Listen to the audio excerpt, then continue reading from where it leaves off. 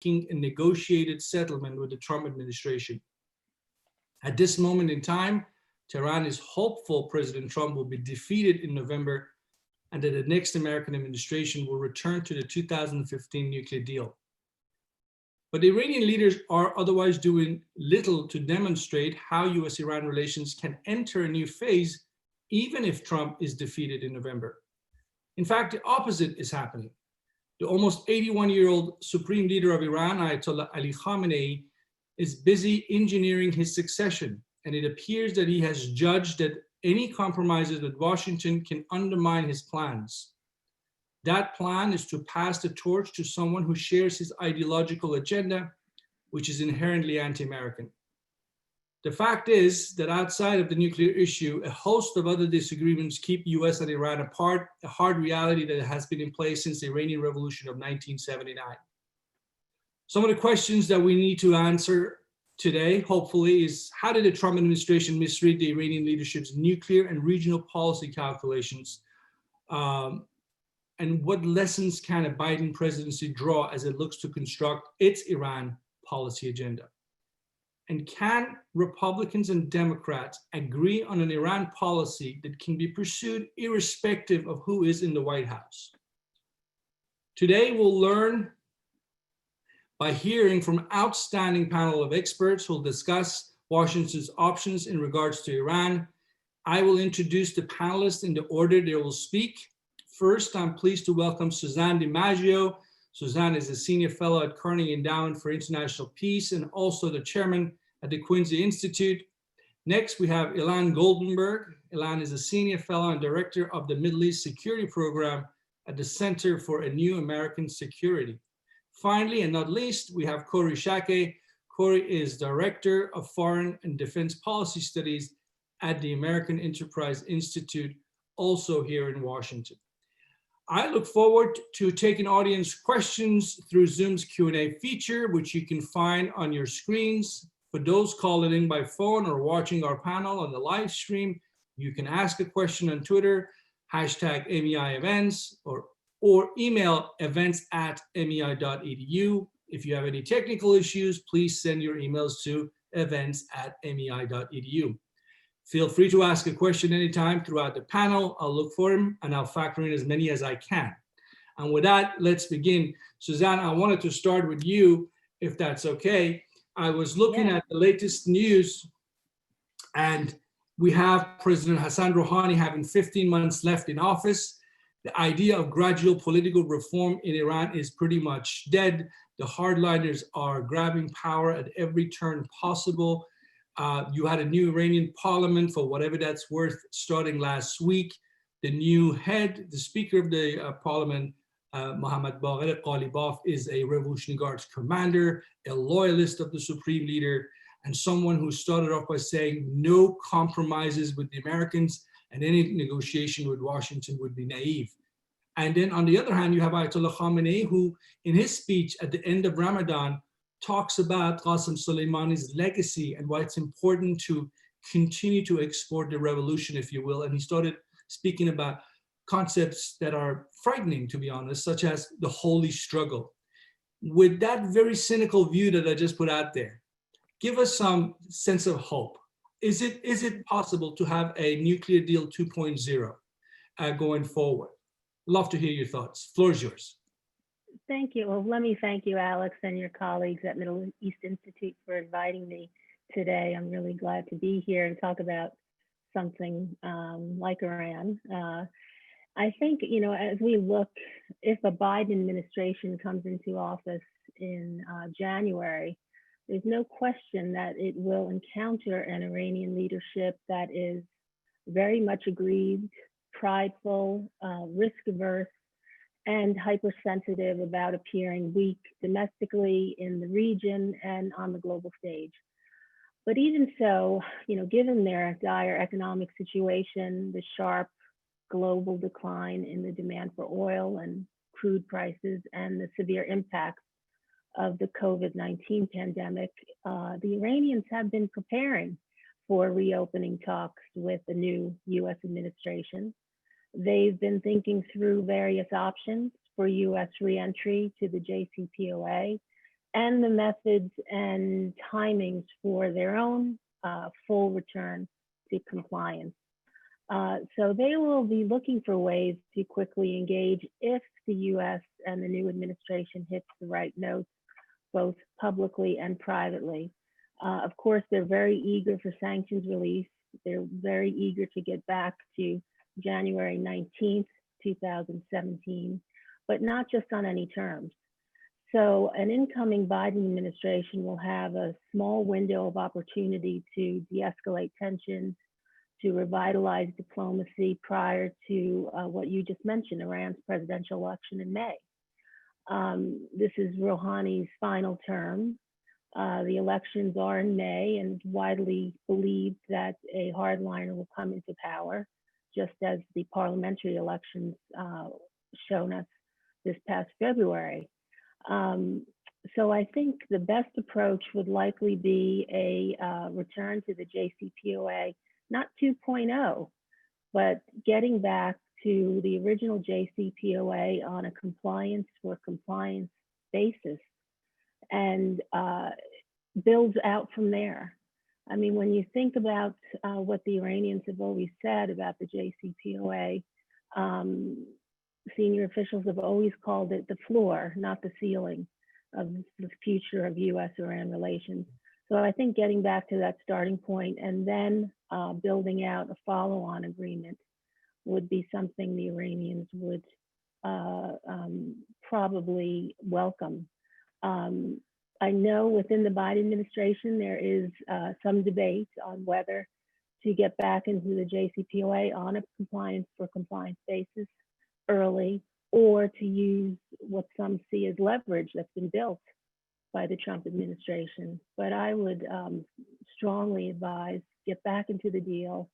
It also would show the world and our allies, European allies in particular, that we're serious about diplomacy. We're going to correct all the problems that Trump has caused, and we are going to stick to our agreements. Thank you. Suzanne, actually, this is a question I also have in mind to ask Ilan, because it's something that he has written about recently.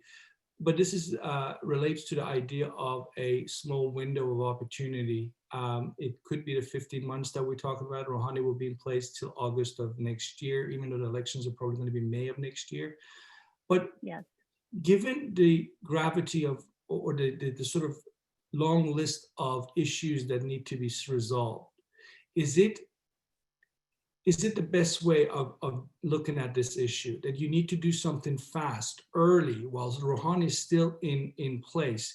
And I ask that question for one, again, a cynical point of view, and that is, does Rouhani really matter? Isn't it not the supreme leader, Ayatollah Khamenei, that we need to worry about? He's not going to go anywhere. And would it be a mistake? And what is your sense from your Iranian interlocutors that you might have discussed this with, in terms of the timing of this? Well, I think it can be argued that Rouhani does matter.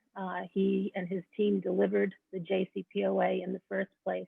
I think it's a mistake to look at the Iranian decision-making system as a monolith. There are competing power centers, and it's clear that these centers came together in a consensus view to endorse the JCPOA.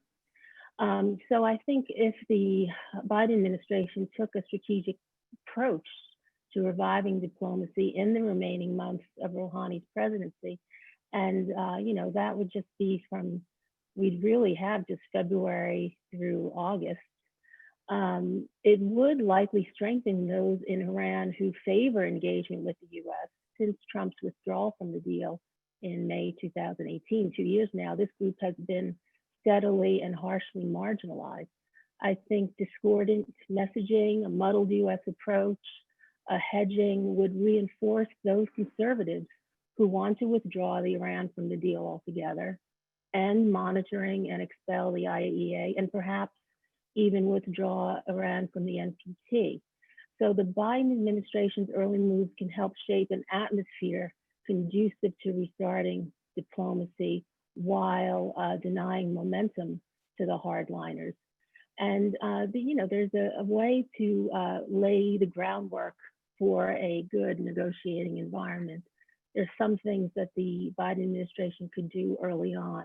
I think really articulating a clear separation between humanitarian and political issues, acting quickly to clear a path for legitimate humanitarian trade in the wake of COVID would be a no-brainer and an easy thing to do. It's what we should be doing anyway.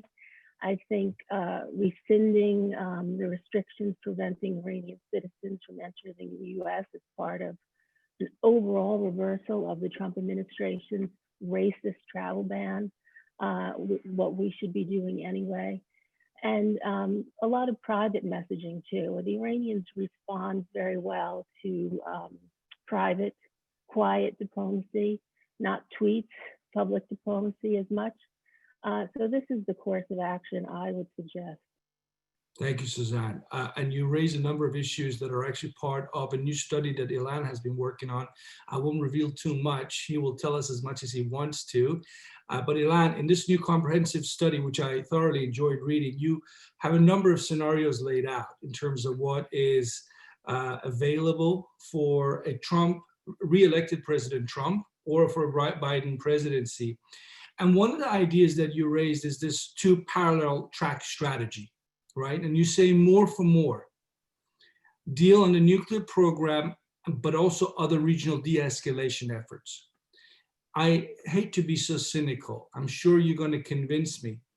But if the Obama administration couldn't do it a decade ago, why do we think it's going to be possible to separate the two going forward? Is it because what Suzanne just mentioned, that the maximum pressure, for whatever you say about it, created such a shock to the system in Iran? It created a leverage for whoever's in the White House, and you can still tap into that leverage. Is that what we're talking about?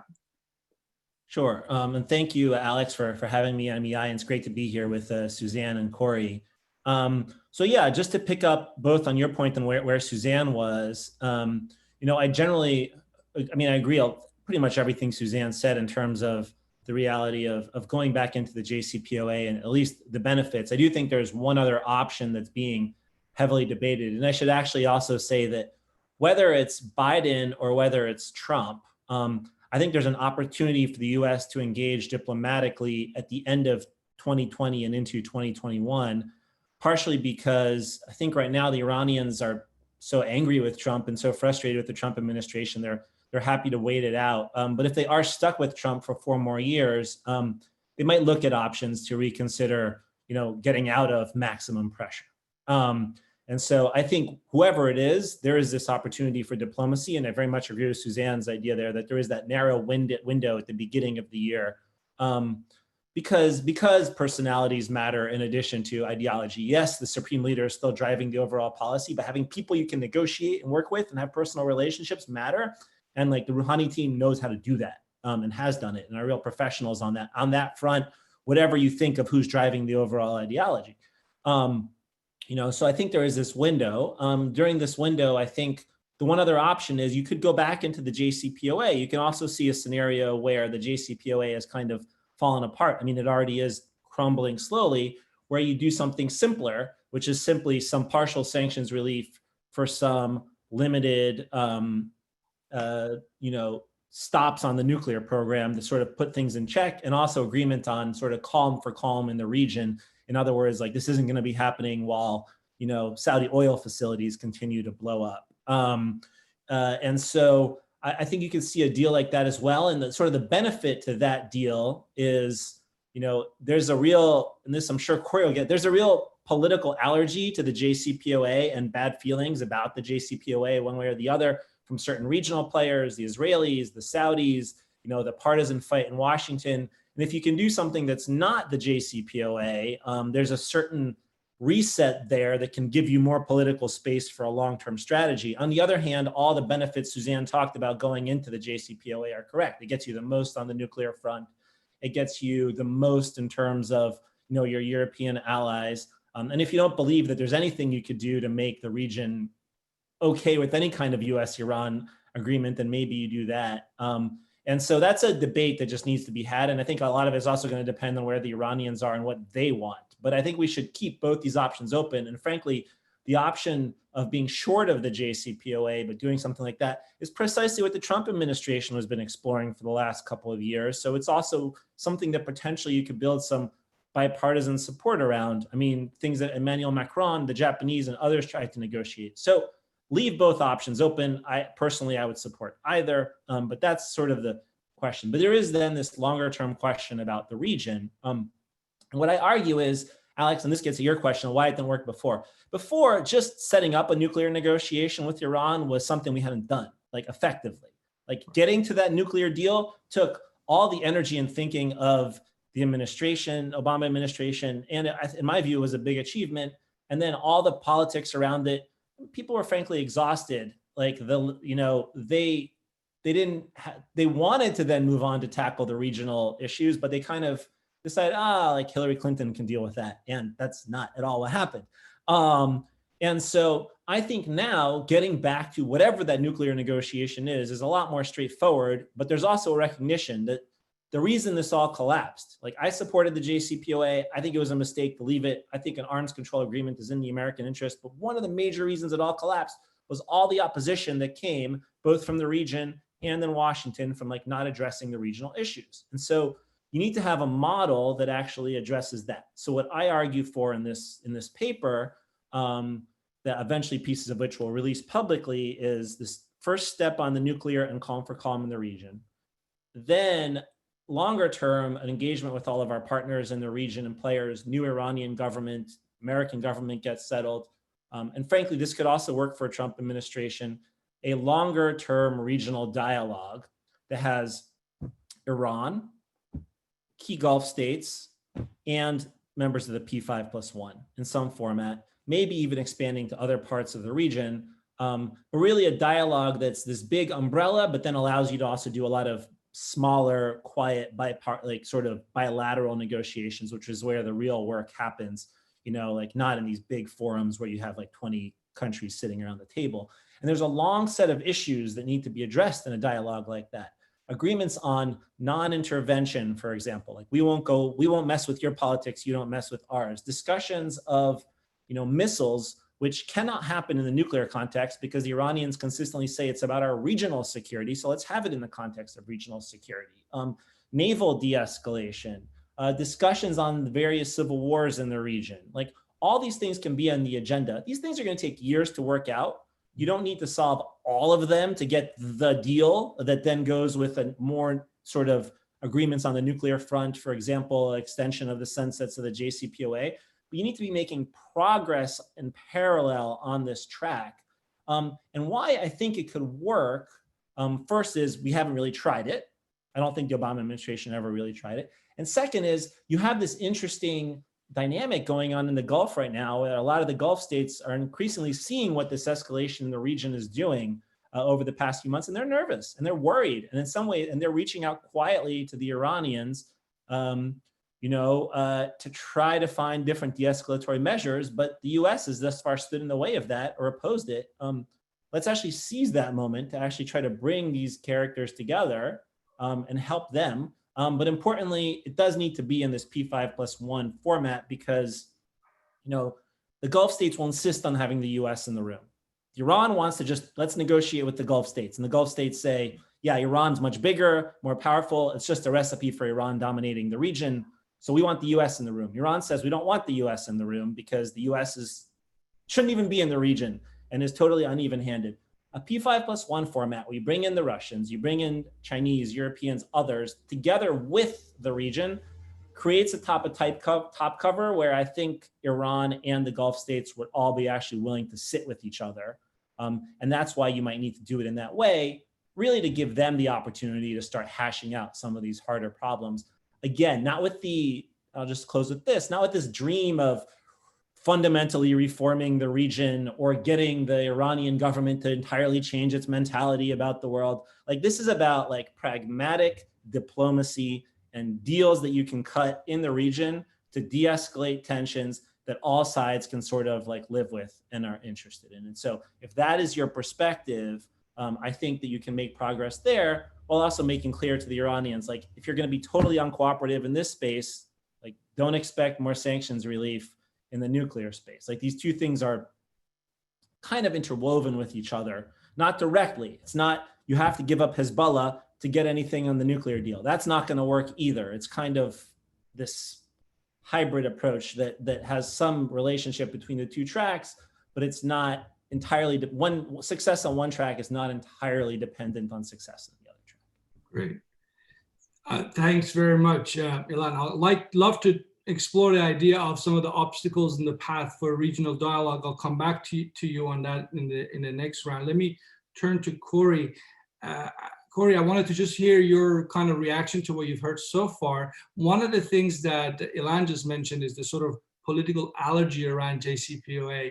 What does that tell you as a practitioner with such a wealth of experience in this field, when there's a strategic sensitive issue like this facing the country, not the Democratic Party, not the Republican Party, but the country, and there's so much politics involved in it?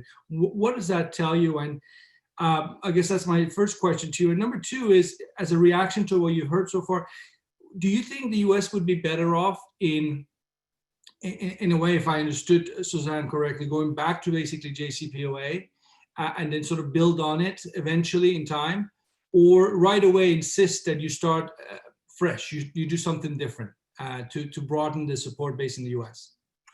I'd be surprised if a Biden administration would make progress with Iran a top foreign policy priority. If I were betting my money of what they were going to do, my guess is they would probably return to the JCPOA, but slowly. So no rush to a window of opportunity, because their priorities are going to be much more focused on rejoining the Trans-Pacific Trade Partnership, building a congressional basis for support for that, and several other things. I do think returning to the JCPOA, if, as Ilan suggests, it can hold for another year or so, is likely. But, you know, one of the problems is that, as Ilan suggested, you can't divorce the nuclear equation anymore from all the other ways that Iran is aggravating things that were part of the political opposition to the JCPOA in the first place. That is the desire to upend regional governments, their malign influence throughout the region through militia, the overt attacks on shipping in the Gulf, the overt attack on the Saudi oil facilities. These are all going to make it much harder to build a basis for support for relaxing sanctions and for separating out the nuclear agreement in the way the Obama administration did.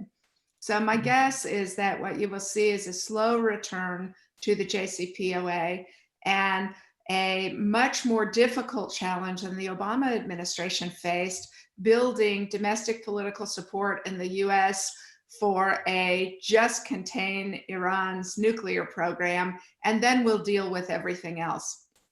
The second thing that I think is going to be difficult on Iran policy going forward is that President Trump and Vice President Biden actually have a lot of similarities in their Middle East policies. Both of them want to leave Iraq. Both of them want to leave Afghanistan. Neither of them are actually committed to a democratic political future in Iran or Afghanistan, for that matter, although it's outside the region. And both of them want to very quickly wind down involvement in the anti-ISIS fight. So those choices are going to strengthen Iran's negotiating hand, because they can read the tea leaves as well as everybody else in the region can. So I think many of Ilan's very smart, sensible policy recommendations are likely to have to move forward without major American involvement. Maybe the Europeans, the P5+1, can drag the United States into marginal participation, but I think it's unlikely with either a Republican or a Democratic administration that you are going to see the Middle East issues as a central part of their foreign policy agenda. or a willingness to engage, to run risks of conflict with Iran in order to reset the regional balance of power in ways that would make the Iranian government willing to make compromises on things like support for militia or their influence in regional governments. Corey, let me take the nuclear part and bring it back and place it in what you just said. With a nuclear ticking bomb there, can the United States afford, whether it's Trump or Biden in the White House, to simply walk away? If that becomes a real, I know the Iranian state is on paper committed not to nuclearize their or weaponize their nuclear arsenal, but it's a challenge for the United States. With that being said, where does that leave U.S. in terms of its calculations? I mean, can you just simply ignore that? Well, I think the last 3 presidential administrations have had a declaratory policy that they wouldn't tolerate Iran crossing the nuclear threshold. And I think all 3 of them had an enormous gap between their declaratory policy and their actual willingness to engage in a war with Iran to prevent it crossing the nuclear threshold. So I don't accept the framing that it's intolerable for Iran to cross the nuclear threshold. My guess is that the Trump administration would be fine with the cascade of nuclear proliferation that Iran overtly crossing the threshold would create.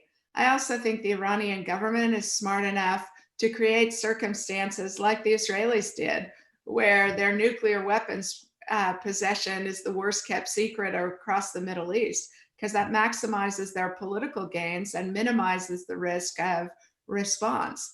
And I think they would have complicit American administrations, whether it's President Trump or President Biden, in averting their eyes, because neither one of them actually wants to go to war in the Middle East, given their other priorities. So I don't think it's intolerable. Moreover, I think it would be better American strategy, instead of making possession of nuclear weapons the trigger point. I think whether in Korea or in the Middle East, smarter American strategy would be to say that the possession of nuclear weapons by our adversaries in no way affects the security guarantees we give to our friends and allies or our posture in the region, and that the actual use of a nuclear weapon by any of America's adversaries would result in retaliation that the regime, whether in Iran or North Korea, simply would not survive. I think that's the right point to link American military involvement to, Alex. Thank you, Corey. Love to see what Suzanne and Ilan will sort of react with. Let me start with Suzanne. Please do react to what you just heard from Corey. I mean, is it such that, in your view, that a candidate Biden might use the issue of Iran, the nuclear program, as a way of sort of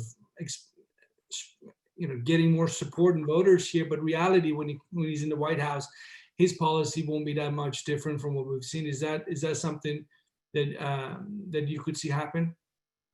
Well, I think if the Biden administration is serious about resetting our position in the Middle East, moving away from excessive militarism, drawing down troops to some extent, hopefully a large extent, and putting in place regional dialogue to replace that militarism, then I really don't see they have much of a choice but to really get some basis of understanding with the Iranians, and getting back into the deal is the way to do that. As I said, I think the JCPOA should be the basis for renewed commitment to prevent an Iranian nuclear weapon, should be on a compliance for compliance basis. There should then be a willingness to follow on up with the follow-on arrangements, things that Ilan mentioned, missiles in a separate multilateral context, extending the sunsets, things like that. But that follow-on discussions, a set of discussions should happen without any preconditions as to the content. I think this should be sufficient to start the process at an early stage.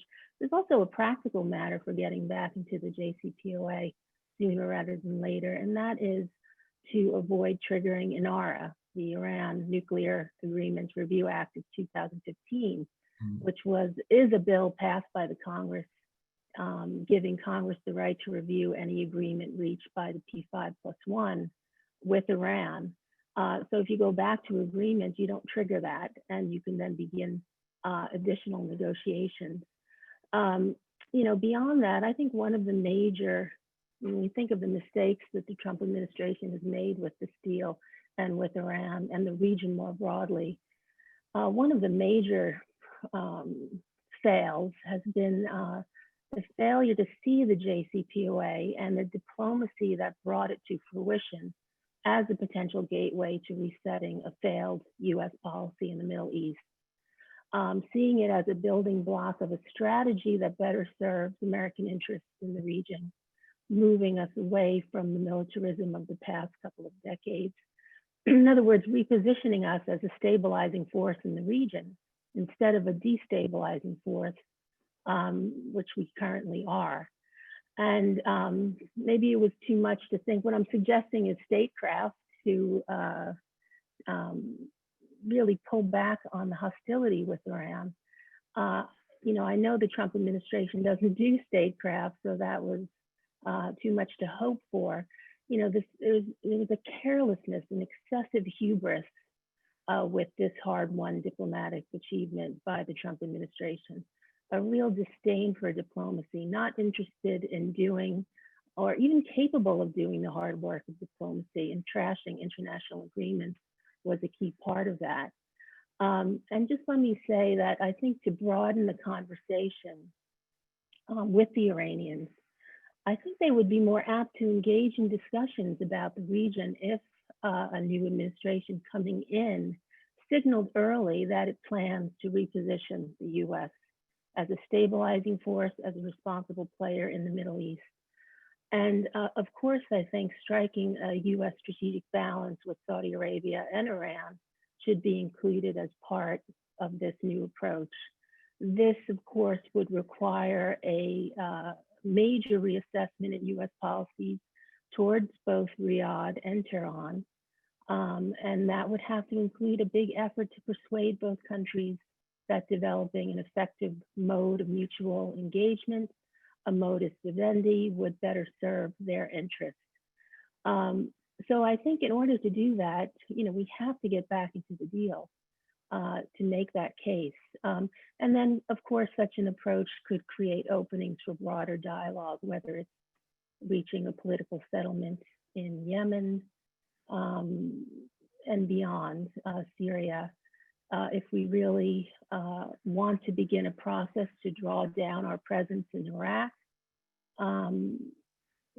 that has to be achieved while Iran makes commitments to lessen their political footprint and enable Iraq's government to absorb these militias in its security structure. So I know this is a big agenda. I don't know if the Biden administration is thinking this big. I have reasons to believe that they are. But I think getting back into the deal could be the starting point to begin a new understanding with Iran. Thank you, Suzanne. Very quickly, I wanted to ask you, do you get any sense, because I don't, I spend almost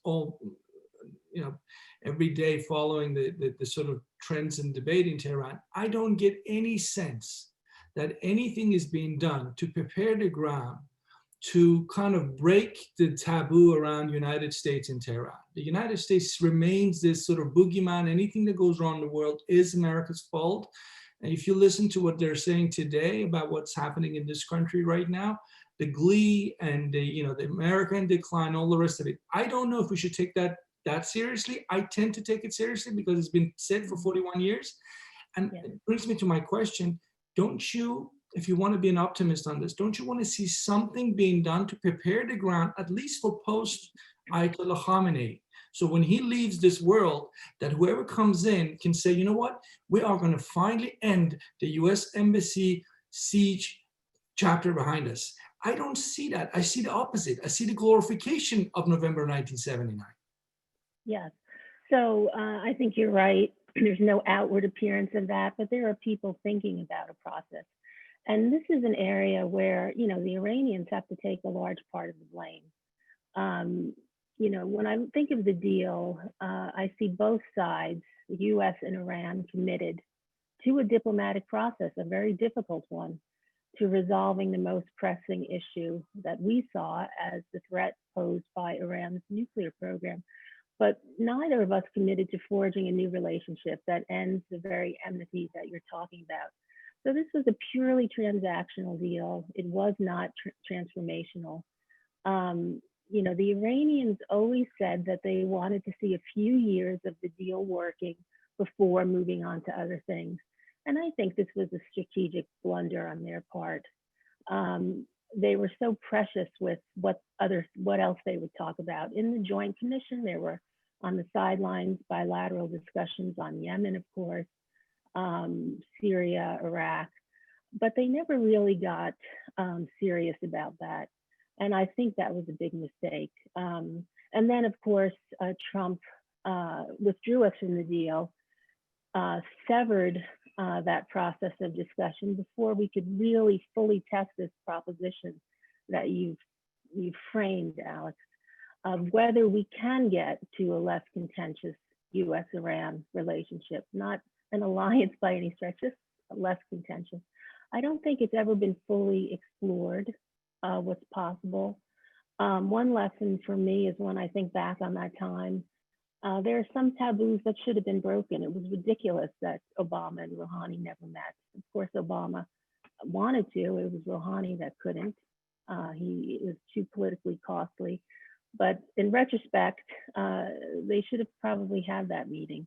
And then, of course, the discussion on regional issues. I think if the Iranians had engaged in a serious way on some subset of those issues, made a little traction, moved a bit faster on that than rather bringing everything to a halt, it may have helped to actually safeguard the JCPOA.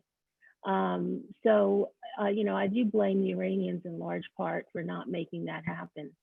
Have they learned from this lesson? We'll see. In my discussions with some Iranian senior diplomats, I do press them on this question.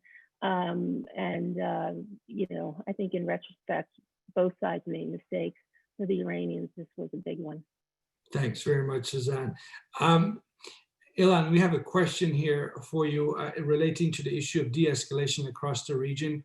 Let's just go with the sort of hopeful scenario, which you've sort of mentioned in the paper. You know, the likes of UAE have already reached out to Iran to see if things can be done on a bilateral basis. Let's say it happens on a multilateral basis, which you've also argued for in the paper. Corey says US probably doesn't want to have a role in it. I'll ask her about that in a second. But let's say this multilateral framework is up and running. What do you do with the biggest of all challenges when it comes to Iran in the region, its position on Israel? So let me respond to this, and also actually a couple of things Corey and Suzanne have said. One is I agree with Corey's assessment that there's bipartisan agreement on the desire to have less forces in the Middle East and less military engagement in the Middle East. I mean, you can't we see Bob Gates in Foreign Affairs the other day. I think it might have even just come out today, arguing for more modest and humble objectives in terms of our military interventions.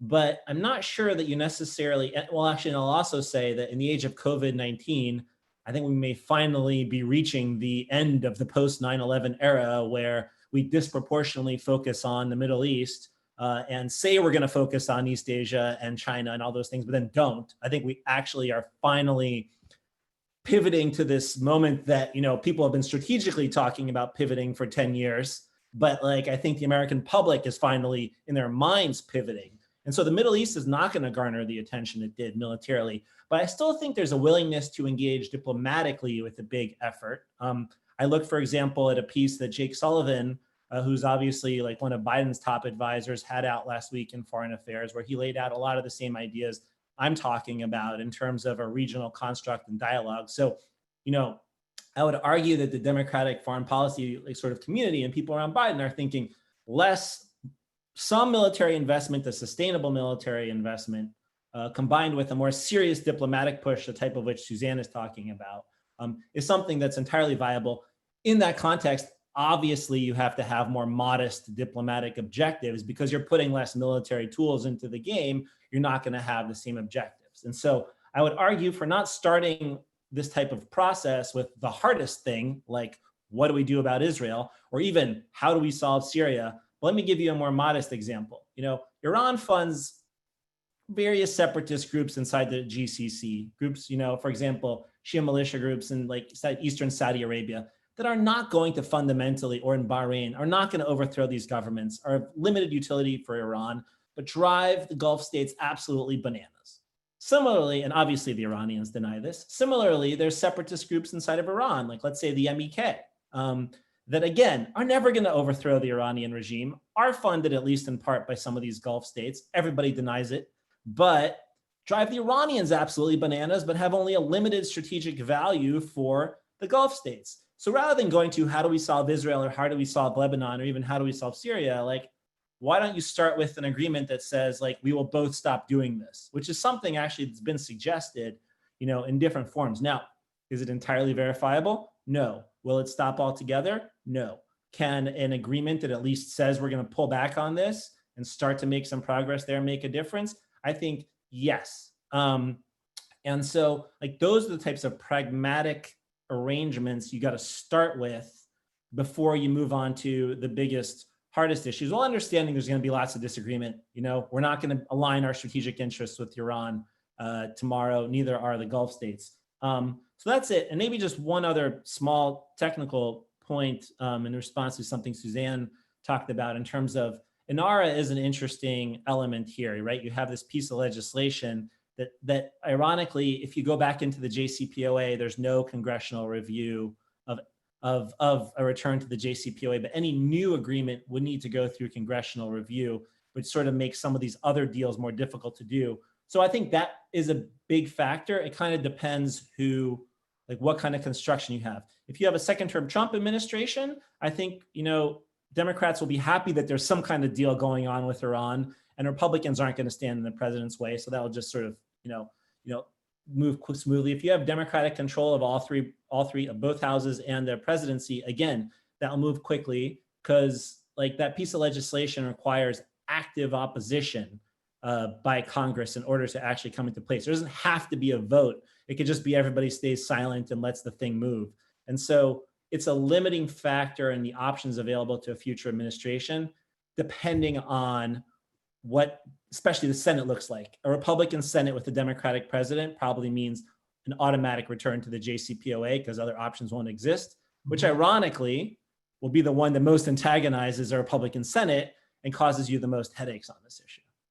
Thanks very much, Ilan. Corey, you kind of touched on this already, but could you elaborate a bit further? Because Ilan just mentioned it again, this idea of multilateralism in the Middle East, an active role that can or maybe should be played by the United States. And put that into context, if you can, please. Context is sort of changing power politics around the world, with rising China being in the newspaper headlines every week, it seems. Is it, I mean, even if you wanted to leave, is that an option, really? Oh, sure, it's an option. I would defer to Ilan. He would surely understand better than I where a Biden administration would put this in its priorities.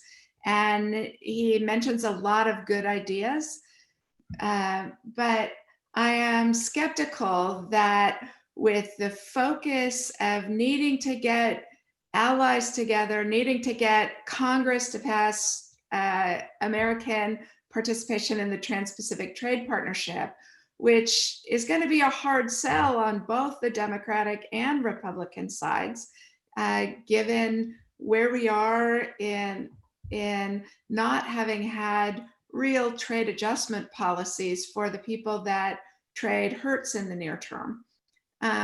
I think managing a rising China is going to be the priority, even if it's a Biden administration, because the behavior of the Chinese government is so outrageous. A new administration is going to be hit with problems like, are we willing to take Hong Kong residents in as refugees as the Chinese government cracks down? And I just think the bandwidth for a major diplomatic initiative where the United States and Iran make agreements about whether we will or won't engage in upsetting regional governments. I think the number of headaches associated with getting agreement among America's regional allies on an approach to that are going to be so significant that I agree that that there are smart ways to do it. I'm just skeptical that a Biden administration in its first year, given how much else it wants to do, and the significance of the other priorities that are going to come down the pike, I just don't see a major Middle East initiative where the US and Iran, after Iran's behavior of the last several years, is going to be a priority. But Ilan would understand better than I would. Go ahead, Corey. Sure, just the two finger, which is like Corey might be totally right. And the bandwidth question is always a legitimate one in government. And that's exactly what might happen. The one thing I would argue is if you get some kind of simple sort of de-escalatory deal, like a return to the JCPOA or something less, none of these, you have more time to execute all these other things. It can be done over a number of years. But yeah, legitimate, entirely feasible critique that this just might run into the realm of reality of a stretched administration. It's also be dealing with massive issues at home as well as China. Thanks, Ilan. Corey, one follow-up for you, because I know you might have to leave us a bit early before 11. I'm sitting in Riyadh or Jerusalem or Abu Dhabi. I'm hearing you say this is going to be the Biden. If there's a President Biden, this will not be his top of the list, first year or second year, maybe first term. Where does that leave me, right? In the region, do I de-escalate on my own? Do I increase the cost for Iran, as Israel says it's doing in places like Syria, to push back the Iranians on their own? I mean, what would be your recommendation to them? So I think as you suggest, Alex, all of those things are already happening because of the wild vacillations and erratic nature of policy in the Trump administration. So I think the reliability of American policy is already being questioned by governments in the region. And what you saw, I think, both from the government of Israel, but especially from the governments in the Gulf region, is whipping up a frenzy for America to take a very hard line on Iran. And then when Iran challenged that with their attacks on shipping and their attack on the Saudi oil facilities, everybody folded their hand and didn't want the United States to execute the policy that they had been strong advocates for the United States to adopt. So I don't think their concerns are going to be particularly persuasive, but it may create the circumstances, as it sounds like Ilan's forthcoming paper might suggest, for more compromise by countries in the region with Iran. And that would be a good thing. Thanks very much, Corey. Suzanne, we have a question here. You can confirm this perhaps. The question is, the notion being that the Biden administration, if there is one, their path forward is as soon as Iran is back in full compliance, JCPOA is something the US will sign back up to. Is that how you see it as well? Well, I think if you look at Vice President Biden's recent piece in Foreign Affairs, he does make this point that, he would return back to the JCPOA if Iran fully complies. and then build on it to tackle other issues, better sunsets, things like that, and of course, the region. So that's my understanding. That's what he just wrote. My conversations lead me to believe that's what they're thinking about. But I think there are also some that do feel, as misguided and dangerous as the Trump administration's approach to Iran has been, bringing us to the brink of war, that it has built up some leverage that should be used. And then perhaps it is better to get Iran back to the table and renegotiate the JCPOA to be a stronger deal. I think they fall back into the trap of thinking that the Iranians will capitulate on a deal like that. They're not going to do that, especially when our own allies have stood by them through the deal, through what we've done, the withdrawal. So I think that's something the Biden administration has to think seriously about. If it really wants to open up that can of worms, then we're going to be back to essentially Trump 2.0. The Iranians just won't come to the table. And that's something they have to think very seriously about. So I think, getting this progress early and moving on to other things is the way to go. And on the point of leverage, let me just say that even when the JCPOA was working during the Obama administration, let's be real, the Iranians were not getting the full benefits of the sanctions relief. And in order to do that, any administration has to work towards that goal, reassure companies that they can engage, banks, things like that. So we still will have leverage to make that deal work. The JCPOA, the original deal, that's leverage we should use. Thank you, Suzanne. Ilan, if you don't mind, let me skip you just because Corey is about to leave. Give her a last chance, and I'll come back, and then you get the rest of the time. Corey, you can perhaps comment on this. The question here says, some Democrats advocate ending Iran sanctions, re-entering the JCPOA, getting Iran to comply, and then negotiating improvements to the agreement. But without the pressure of sanctions, why should Tehran make concessions? Tehran could quickly come into compliance and then argue that no changes are necessary. What was good in 2015 is good in 2021, and then we'll be stuck with the sunset clauses. Any reaction to that? You sympathize? I share your skepticism, Alex, that the Iranians, even under the so-called maximum pressure campaign of the Trump administration, I share your skepticism that the Iranians are going to make those kinds of compromises.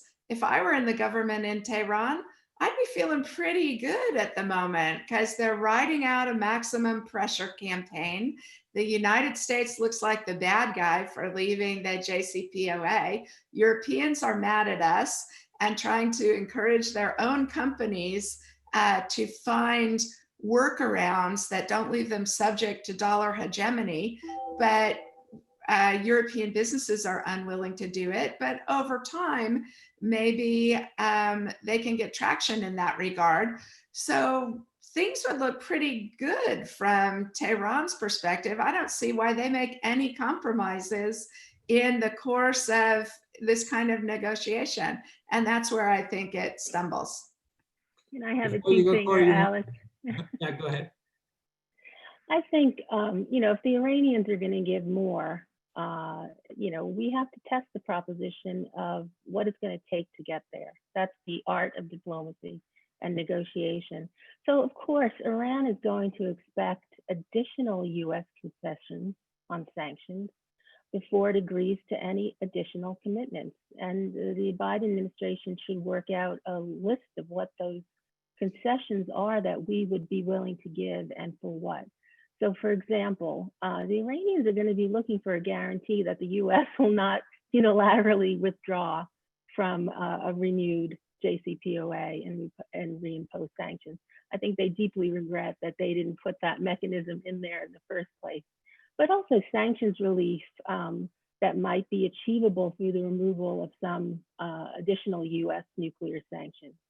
Also, a more lenient interpretation of secondary sanctions and acceptance of some dollar-designated credits, the permission of some US direct investments in Iran, some additional access to the US economy. You know, the list goes on. So we have leverage. We have more to build on, and we have more to persuade the Iranians to give more. And I wouldn't underestimate it. Right. Thanks, Suzanne.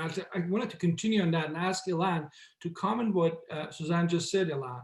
But also, I'm totally doubtful about American intentions.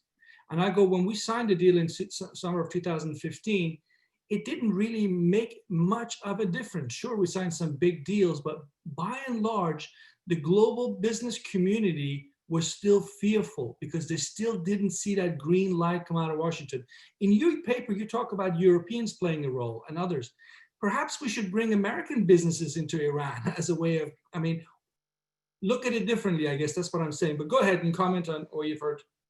Sure. I mean, and so like I tend to disagree with Corey and agree more with Suzanne on our leverage. I think Iran's in pretty tough economic straits right now, and it was bad before COVID-19, and it's even worse now. And with the oil price, hitting historic lows, all these things are bad for the Iranians. And so I think they're interested in various deals. I also think that removing one of the things that the Trump administration has shown us is, was an assumption we didn't have in our minds before, but we should as negotiators, the United States. And it's not like the process, it's not the way I would want to go, but it's important to know it's out there is, before the assumption was you can only apply pressure with multilateral support.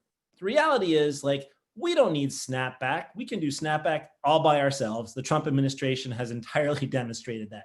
Doesn't mean we should do it. Doesn't mean we should basically use, our sort of secondary sanctions to scare the rest of the world away from doing anything with Iran and hurt all our relationships with our European partners and do it the way the Trump administration has done it. But the reality is the US can remove the sanctions tomorrow and unilaterally reimpose them the next day. We have the capability to do that. And the Iranians know that now. And we know that now. And so that means you can remove them and know that they're still there. The Trump administration has, in that weird way, given us leverage that doesn't go away. So you can remove the sanctions and say we're going to go through with this, but we're never gonna be okay with you having an industrial nuclear program. So we're going to need to figure out what that follow-on does. And if you start to go down that pathway, we're going to reimpose the sanctions. That's the reality. It's going to be impossible. Even if we don't want to, Congress won't give us a choice. And so I think there's plenty of leverage out there, but I also agree, Alex, with the point you're making, which is, any future deal needs to include more sanctions relief.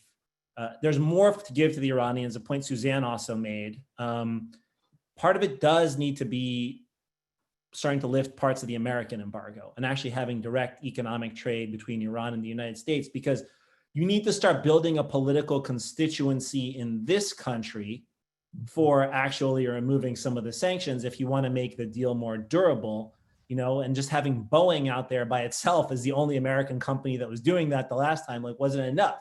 It just put them in a really awkward position. So I think, not the initial return to the JCPOA or whatever limited deal comes to sort of stabilize things, but a longer term agreement with Iran needs to include steps for removal of elements of the American embargo, both because it will build support here and because I think it will be meaningful for the Iranians. Thanks very much. I just comment very, very quickly here at the end, time is up. I certainly I'm up for de-escalation. We all want to see diplomatic solution to these various crises in the region. My only doubt right now is I'm looking at a leadership in Tehran that unfortunately is not even listening to its own people about domestic reform. And God knows there's a long list there. So I'm somewhat skeptical when it comes to what they're willing to do in the region. But I also know they're not suicidal. I also know the Islamic Republic likes to live for another day. And they do cost-benefit analysis when they are forced to. But our time is up. I wanted to thank you so much, Suzanne, Ilan, and Corey, who had to leave us, but she was wonderful to have as well.